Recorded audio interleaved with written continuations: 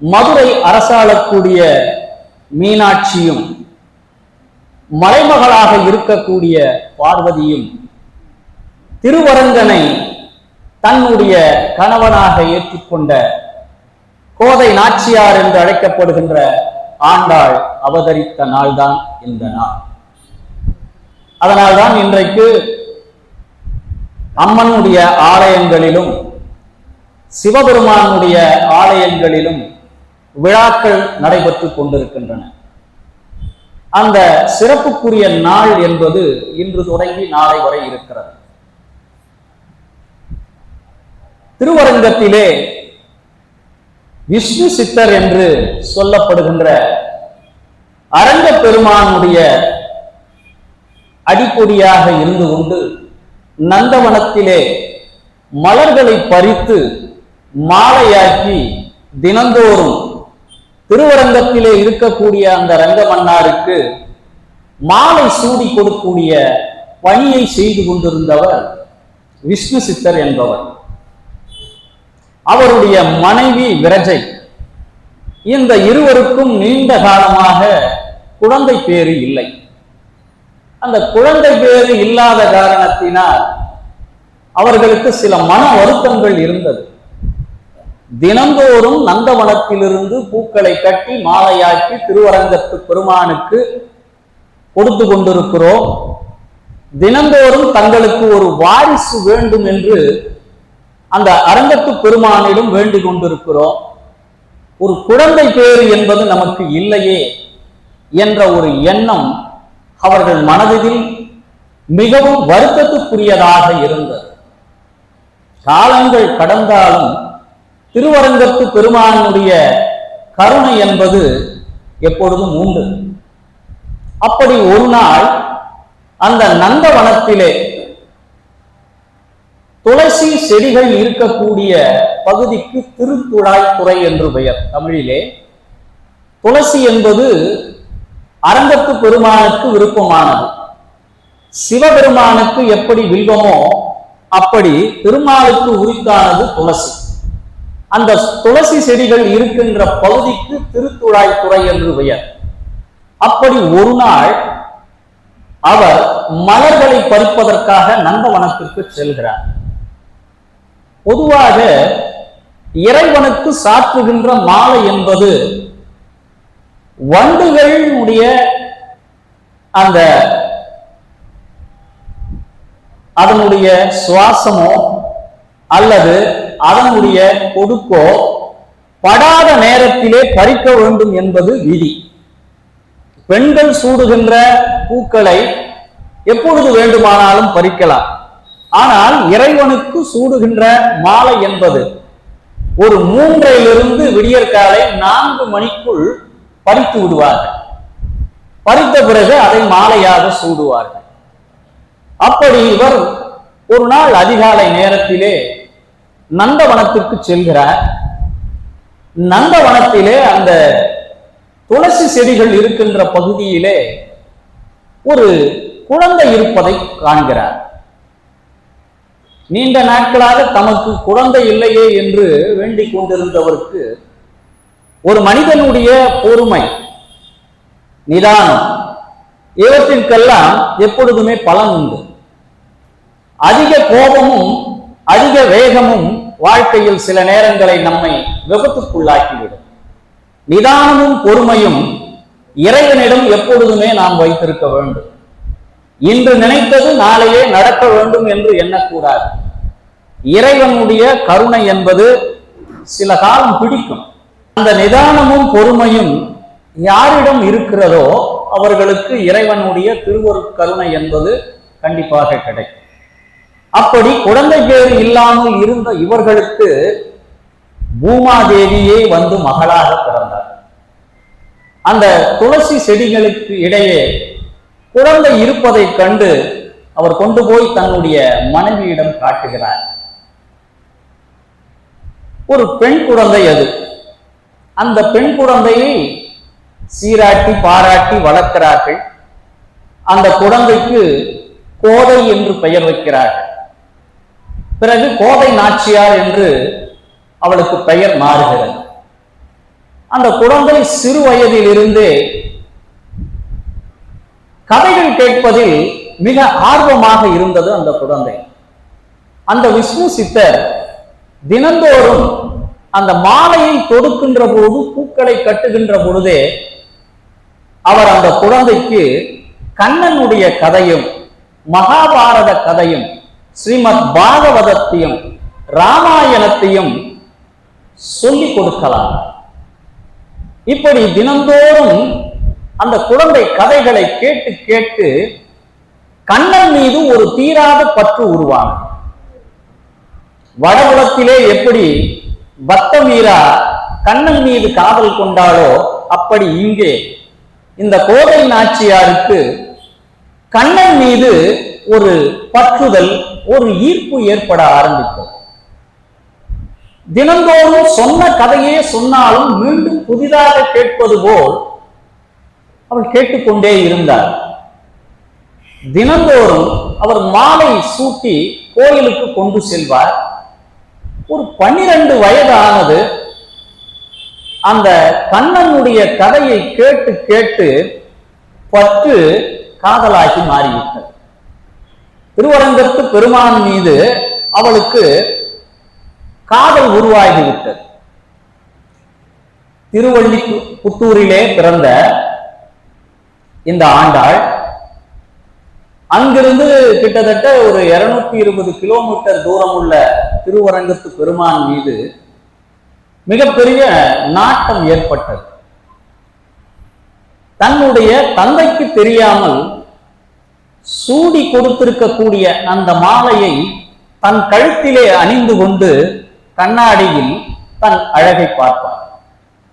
அப்படி பார்த்துவிட்டு அந்த மாலையை ஒரு மேசை மீது வைத்து விடுவார். இதை அவருடைய தந்தை விஷ்ணு சித்தர் கொண்டு போய் ஆலயத்திலே கொடுப்பார். இப்படியாக நாள்தோறும் நடந்து கொண்டே இருந்தது. ஒரு நாள் அந்த மாலையை கொண்டு போகின்ற போது ஆலயத்திலே இருக்கக்கூடிய அர்ச்சகர் பார்க்கிறார்.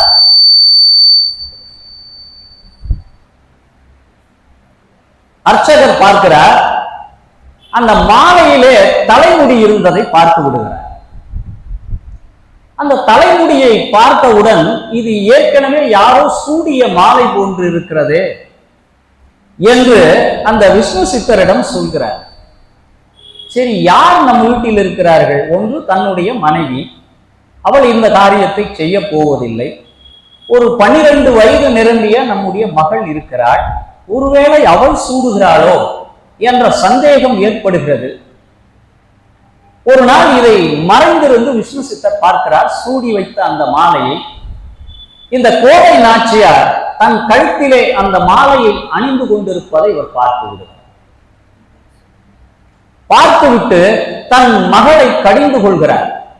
இறைவனுக்கு கொடுக்கக்கூடிய மாலையில் தொடுக்கப்படுகின்ற அந்த மலர்களை கூட வண்டினுடைய வாசம் படாமல் பறித்து மாலை கொடுக்கிறோம்.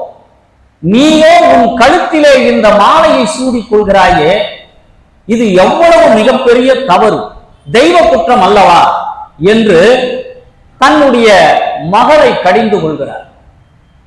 இவர் சூடிய மாலையை அங்கே வைத்துவிட்டு இவர் வேறொரு மாலையை எடுத்துக்கொண்டு போய் அந்த வடபத்திர சாயி, ஸ்ரீவல்லிபுத்தூரிலே இருக்கக்கூடிய பெருமானுக்கு பெயர் வடபத்திர சாயி என்று பெயர். அந்த பெருமானுக்கு கொண்டு போய் சாத்துகிறார்கள். சாத்திய உடனே அந்த மாலையானது அந்த பெருமானுடைய கழுத்திலிருந்து கீழே விழுந்து விடுகிறார். அர்ச்சகர் பார்க்கிறார். தினந்தோறும் கொடுக்கின்ற மாலையை ஏற்றுக்கொள்ளக்கூடிய பெருமான் இன்றைக்கு இந்த மாலையை ஏற்றுக்கொள்ளவில்லையே என்று வருத்தத்தோடு செல்கிறார். அன்று இரவு விஷ்ணு சித்தரனுடைய கனவில் வந்த அந்த பெருமான், தினந்தோறும் உன்னுடைய மகள் கோதை நாச்சியார் சூடி கொடுத்த மாலையைத்தான் நான் அணிந்து கொண்டிருந்தேன். இன்றைக்கு அவள் சூடாத மாலையை கொண்டு வந்தது எனக்கு ஏற்புடையதல்ல. அவளுக்கு நீங்கள் கோதை நாச்சியார் என்று பெயர் வைத்திருக்கிறீர்கள். ஆனால் அவளுடைய அன்பு என்பது என்னையே ஆண்டு கொண்டு விட்டதினால் இன்று முதல் அவள் கோடை நாச்சியால் அல்ல, இந்த திருவரங்கத்து பெருமானையே ஆட்கொண்டதினால் இன்று முதல் அவளுக்கு ஆண்டாள் என்று பெயரிடுங்கள் என்று கூறி மறைகிறார். அந்த பெருமானையே ஆண்டதினால் அவளுக்கு அன்று முதல் ஆண்டாள் என்று பெயர் இடப்படுகிறார். 12 வயதுக்கு பிறகு அவள் தினந்தோறும் இப்படி தானே சூடிய மாலையை அந்த பெருமானுக்கு அனுப்புகிறாள். அதனால் பின்வந்த காலத்திலே அவளுக்கு பெயரே சூடி கொடுத்த சுடற்கொடி என்று பெயர் வருகிறது. பாவை பாடியதால், திருப்பாவை பாடியதால் அவளுக்கு பாவை பாடிய பைங்கிழி என்ற ஒரு பெயரும் பிற்காலத்திலே வழங்கப்படுகின்றது. இப்போ இறைவனை அடைவதற்கு அவள் தினந்தோறும் பல பாடல்களை பாடுகிறாள். அப்படி பாடுகின்ற பொழுது மார்கழி மாதத்திலே, அந்த மார்கழி மாதம் பாவை நோன்பிருந்து, பாவை நோன்பு என்று சொன்னால் அந்த பாவை நோன்பு காலங்களிலே கண்ணுக்கு மையிட மாட்டார்கள், நெய் பால் போன்றவற்றை பயன்படுத்த மாட்டார்கள். அந்த பாவை நோன்பு காலத்திலே பொய் பேசக்கூடாது, இன்னொருவருக்கு தீங்கு விளைவிக்க கூடாது. அதிகாலையிலே எழுந்து இளம் பெண்கள் எல்லாம் ஒன்று சேர்ந்து கொண்டு பாவை பாடல்களை பாடிக்கொண்டு இறைவனை துதிப்பது வழக்கம். அதுதான் இன்றைக்கும் மார்கழி மாத காலத்திலே வைணவத்திலே திருப்பாவையும் சைவத்திலே திருவெம்பாவையும் பாடப்படுகிறது. திருவெம்பாவை என்பது திருவண்ணாமலையிலே மாணிக்க வாசகரால் அருளப்பட்டது திருவெம்பாவை. அது 2 சமயத்திற்கும் உரித்தானதாக திருப்பாவையும் திருவெம்பாவையும் விளங்குகிறது. இப்படி 27 நாட்கள் தொடர்ச்சியாக அவர்கள் அந்த பாவை பாடல்களை பாடி 27வது நாள் கூடார வள்ளி திருநாள் என்று பெயர். அது வைணவத்தில் இருப்பவர்களுக்கு தெரியும்.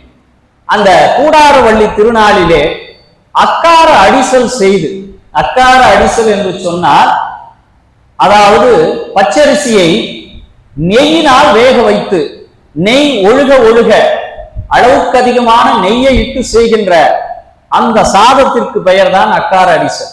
அது வைணவ ஆலயங்களிலே அதிகமாக கொடுக்கப்படுவது அந்த அக்கார அடிசல். இப்படி 27 நாட்கள் தொடர்ச்சியாக அவர்கள் பாவை நோன்பிருந்து இறைவனை தியானித்து பாடுவது வழக்கம். அப்பொழுது ஒரு நாள் அந்த திருவரங்கத்து பெருமான் அன்றைக்கு பாண்டிய மன்னனுடைய கனவிலே சென்று ஸ்ரீவில்லிபுத்தூரிலே இருக்கக்கூடிய அந்த ஆண்டாளை என்னோடு ஐக்கியப்படுத்திக் கொள்வதற்காக நீ பல்லக்கை அனுப்பு, பல்லக்கை அனுப்பி உன்னுடைய படை வீரர்கள் மூலமாக திருவில்லிபுத்தூரில் இருந்து திருவரங்கத்திற்கு கொண்டு வாருங்கள் என்று அன்றைய பாண்டிய மன்னனுடைய கனவிலே சென்று திருவரங்கத்து பெருமான் சொல்கிறார். சொன்னபடியே பல்லக்கு செல்கிறது. அப்பொழுது அவளுக்கு வயது 15. மொத்தம் இந்த மண்ணுலகிலே பூமாதேவி ஆண்டாளாக அவதரித்து வெறும் 15 வயதிலே இறைவனோடு 2.5 கலந்தவர். அந்த பல்லக்கின் மூலமாக நேராக திருவரங்கத்திற்கு வருகிறார். திருவரங்கத்திலே திருவரங்கத்து பெருமானுடைய காலடியை நோக்கி நடக்கிறாள். அங்கு ஏற்பட்ட ஒரு ஜோதியிலே தன்னை ஐக்கியப்படுத்திக் கொள்கிறார். ஆண்டாளுக்கு 12 ஆழ்வார்களிலே ஒரே ஒரு பெண் ஆழ்வார். சைவத்திலே 63 நாயன்மார்கள், வைணவத்திலே வெறும் 12 ஆழ்வார்கள். அந்த ஆழ்வார்களிலே ஒருவர் தான் ஆண்டாள். அவருடைய தந்தைக்கு விஷ்ணு சித்தர் என்ற பெயர் மறைந்து அன்றிலிருந்து அவருக்கு பெரியாழ்வார் என்ற பெயரை திருவரங்கத்து பெருமான் சூட்டுகிறார். இப்படியாக ஆண்டாளுடைய பெருமை என்பது தமிழுக்கு கிடைத்த ஒரு மிகப்பெரிய கொடை. மார்கழி திங்கள் மதிநெறிந்த நன்னாளில் என்று தொடங்கக்கூடிய அந்த பாடல் வெறும் 15 வயதே நிரம்பிய அந்த சிறுமி நம்முடைய தமிழுக்கும் சமயத்திற்கும் கொடுத்த கொடை என்பது திருப்பாவை 30 பாடல்கள், நாச்சியார் திருமொழி 143 பாடல்கள். இந்த 15 வயதிற்குள்ளே அவள் ஆற்றிய பணி இறைவனோடு இரண்டர கலந்தது ஒன்று. தமிழ் இன்றைக்கு மார்கழி மாதத்திலே பாடக்கூடிய அந்த திருப்பாவையை கொடுத்த கொடை என்பது தமிழுக்கு கிடைத்த சிறப்பு. இது வேறு எந்த மொழிக்கும் கிடைக்காத ஒரு பெரும் சிறப்பு எதுவென்றால் நம்முடைய தமிழ் தான். அதனால்தான் உலகிலே தோன்றிய மொழிகளிலே மூத்த மொழி தமிழ் மொழி என்று நாம் சொல்கிறோம்.